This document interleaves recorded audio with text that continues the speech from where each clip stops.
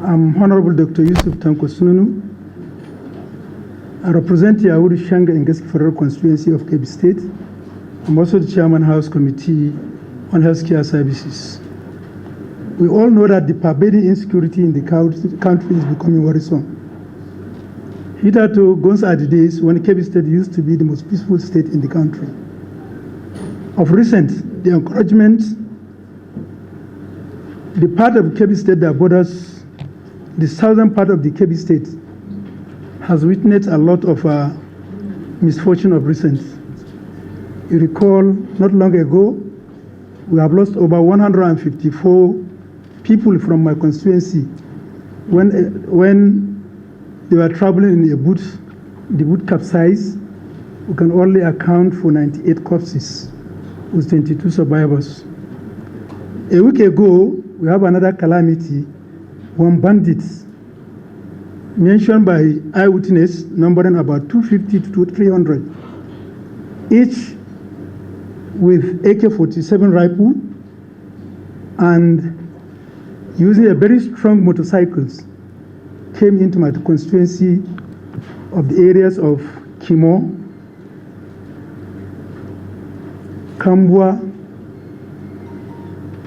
Emaraya, Laka, Kolio, and near neighboring areas. And they have a field day and operated for almost more than 8 hours, following house to house, room to room, collecting money, handsets, motorcycles, and cattle. And they have taken a lot of cattle from that area. That led to a massive influx of internally displaced persons to the headquarters of the emirate, the town of Yauri. However, we were able to convince people, and they started going back to their respective areas.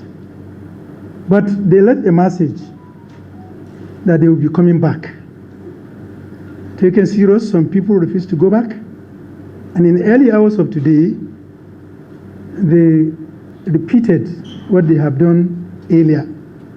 And they came into constituency, and somehow around 10:30 or thereabout, they were able to have access after a strong fight with some security guards, police that are guarding the federal government college, Binni Yauri, and they made inroad into the school.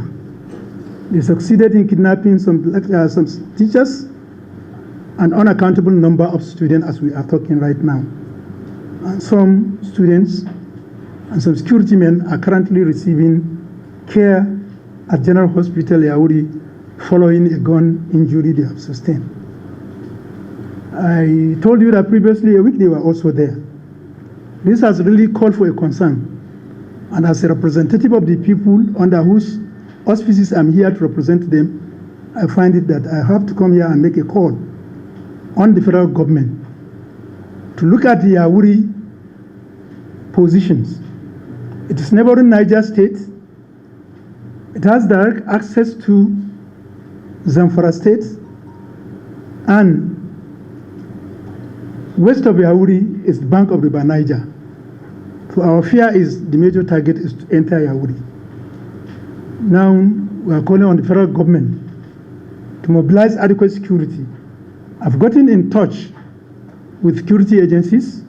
We had discussion with the field commander of Operation Hadarin Daji, and truly it has been confirmed to me right now that military aircraft is on surveillance in the area. But I think we have to make it clear that Kebbi State and indeed the Yauri Emirate hold a unique position in Kebbi State, in the food security of this country. Over 89%, over 90% of the land of Yauri is for rice farming, both irrigation and rainy season farming.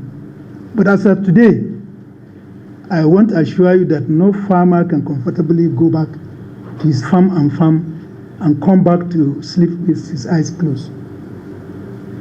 And we are right now facing an influx of number of people into Yauri with higher rate of internally displaced persons. Accommodation feeding, and other logistics that is necessary is very important. It's been affected. Worst part of it, a nation can only develop when it's sound educationally wise. The so-called Boko Haram that we have been hearing is now becoming almost a reality because parents cannot feel free to send their wards into school for fear of being kidnapped.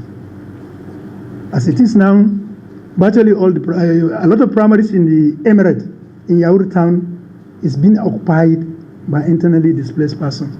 This has tendency to retard the progress so far achieved by the Kebbi State government in terms of agriculture and in terms of promoting access to education. And healthcare is also being stretched because of influx of people. The only general hospital that we have may even be occupied by internally displaced persons. So we are in a state of disarray, and definitely we have to call on federal government so that something can be done immediately to safeguard life and properties of our people. And that is the main basic of governance, provision of security of life and property and welfare of citizenry.